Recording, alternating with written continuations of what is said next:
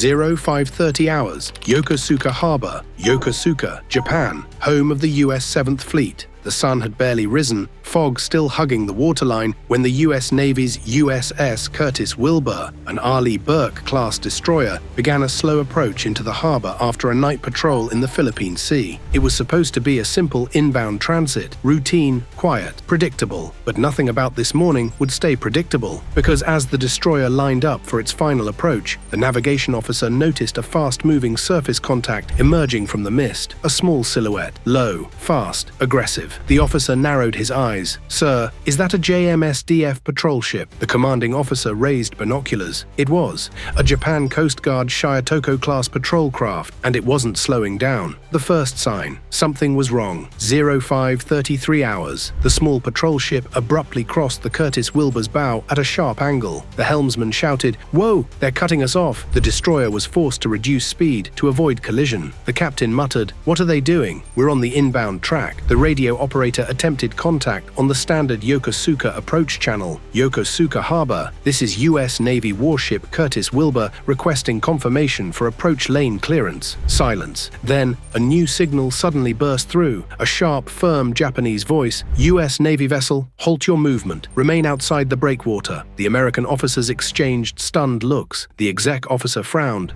Since when does a Japanese patrol ship order a US destroyer to stop entering its own base? Unverified. Rumored tensions. For months, there had been unverified reports of internal tension between Japanese maritime agencies, JMSDF, Japan Maritime Self-Defense Force, and the Japan Coast Guard competing authorities, unclear jurisdictions, and political friction. The intel officer whispered, "This may be one of those disputes, spilling into live operations." But no one could confirm that. Not yet. The blockade begins. 0536 hours. The Japanese patrol ship, hull number partially obscured by fog, maneuvered aggressively into the destroyer's path. The officer of the deck shouted, "They're positioning directly in front of us." The Curtis Wilbur reduced speed to bare steerageway. The Japanese vessel angled itself broadside, literally blocking the harbor entrance. The exec officer shook his head. "Sir, that's a blockade posture." The captain's eyes hardened, and against an allied warship, the radio confrontation. The radio crackled again. "US Navy vessel, you are entering a restricted maritime zone. Reverse course immediately." The American captain responded calmly, "This is US Navy destroyer Curtis Wilbur. We are scheduled to return to Yokosuka as per established protocols. Request clarification of restrictions." Japan Coast Guard replied with a tone that froze the room. "No clearance has been granted. Do not proceed." The American exec whispered, "Something's not right. This isn't how allies communicate." The internal debate. 0540 hours. Inside the Curtis Wilbur, tension rose rapidly. Two opposing arguments filled the bridge. Argument 1, stand our ground. We're authorized to enter this harbor. We cannot allow a small patrol ship to dictate US Navy movement. Argument 2, de-escalate. This is Japanese territorial water. Pushing through could trigger a diplomatic nightmare. The captain listened silently. He finally said, "We hold position, but do not reverse course." The Japanese ship escalates. The Japanese patrol craft suddenly activated its loudspeaker. A shrill alarm echoed across the bay. "US vessel, alter course now. Failure to comply will result in intervention." Intervention? The exec officer muttered, "That's a threat." The intelligence officer added, "Sir, we're being treated like an unauthorized foreign vessel." The American captain clenched his jaw. "This is unacceptable. Re-attempt radio communication. Secure channel." The radio operator complied. "Japan Coast Guard, this is Curtis Wilbur on encrypted liaison channel." But before he finished, a second Japanese vessel appeared. Another Shiyotoko-class. Same speed, same aggressive posture. The helmsman swallowed hard. "Sir, we're being surrounded." Unverified. Rogue directive. An unverified report later circulated online. Some Japan Coast Guard units had been instructed to assert maximum authority around Yokosuka after a political dispute regarding foreign military operations. Whether true or not, the behavior today was unmistakably aggressive. The near collision. 0544 hours. The second patrol ship cut to port and swung dangerously close to the destroyer's bow. Water churned. Propellers screamed. The American navigator yelled, "They're going to hit us." The Curtis Wilbur's captain shouted, "All engines stop." The massive destroyer slowed to an eerie stillness. Water lapped against the hull. Silence. The Japanese patrol ships flanked them tightly, bow and stern. The captain exhaled. "This is a tactical box-in." The intel officer whispered, "Sir, this is no misunderstanding. They're intentionally blocking us." The call from Yokosuka, 0546 hours. Suddenly, the radio operator received a direct encrypted call from Yokosuka Command. The voice on the other end was tense. "Curtis Wilbur, hold position. Do not advance. We are attempting to deconflict with Japanese authorities." The exec officer stared in disbelief. "Deconflict with WHO?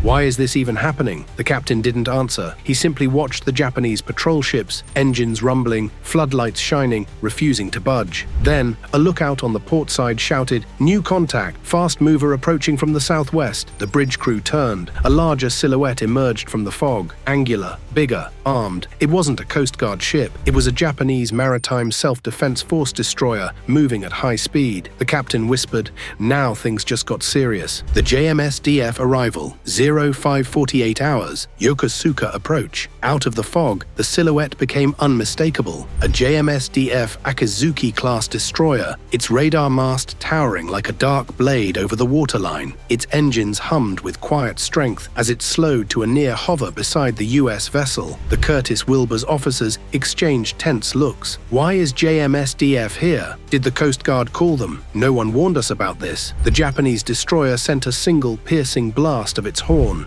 a signal, an order, a warning, but the meaning was unclear.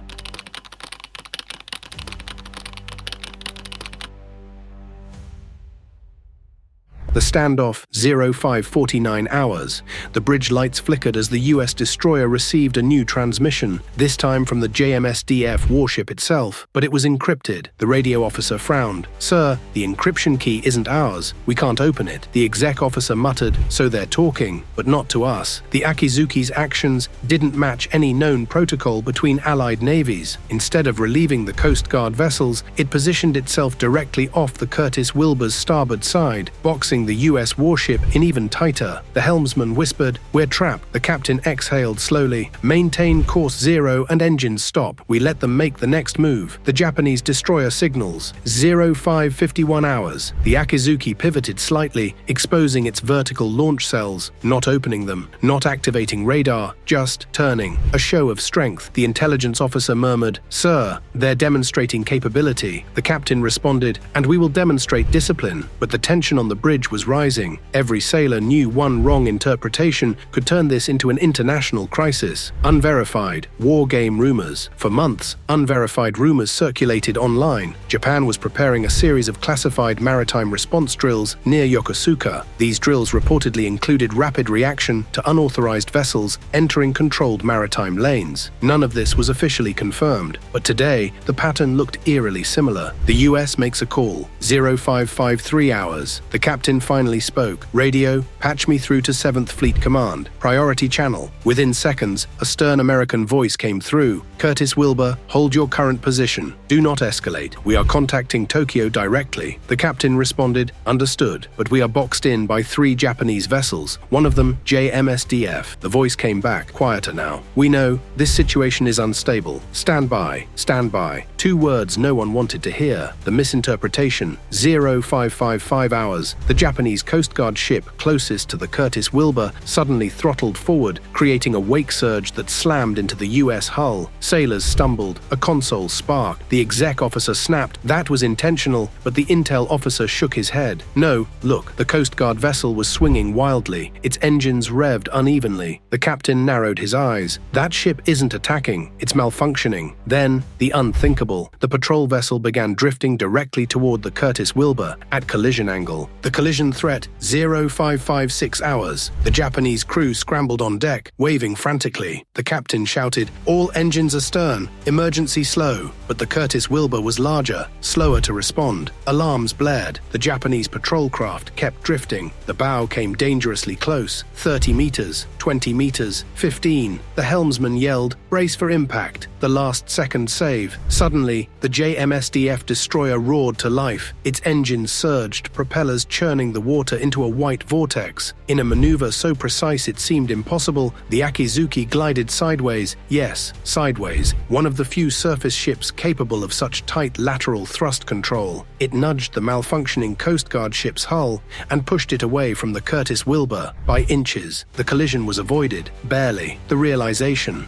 Silence swallowed the bridge. Then the intel officer whispered, "Sir, I don't think they were trying to block us." The exec turned. "What do you mean?" The intel officer pointed to the second Coast Guard vessel, still positioned behind the US destroyer. "Look at their formation. Look at the malfunction." The captain's eyes widened. They weren't blocking us. They were blocking whatever was behind them. The communications officer suddenly shouted, "New contact, high-speed object, subsurface." The underwater threat, 0559 hours. Sonar alarms rippled through the Curtis Wilbur. A submerged contact was moving fast beneath the harbor entrance. Not a US sub, not a Japanese sub, something else, something unauthorized. The sonar tech swallowed. Unknown submarine attempting to slip into Yokosuka. Depth 90 meters, fast attack profile. The captain froze. This is why they blocked us. The Japanese ships weren't stopping the US destroyer. They were forming a defensive net against an unidentified underwater intruder. The moment of truth, 0600 hours. The JMSDF destroyer activated its sonar. A deep, echoing blast spread through the water. The unknown submarine reacted immediately, turning sharply and diving deeper. The intel officer whispered, "Sir, we just stumbled into a Japanese anti-submarine interception." The captain shook his head in disbelief. "And we were sitting right in the middle of it." The sonar tech gasped. "The unknown sub just accelerated. It's trying to run." The exec officer stared at the digital display. "Where is it heading?" The tech answered with a trembling voice, "Straight toward us."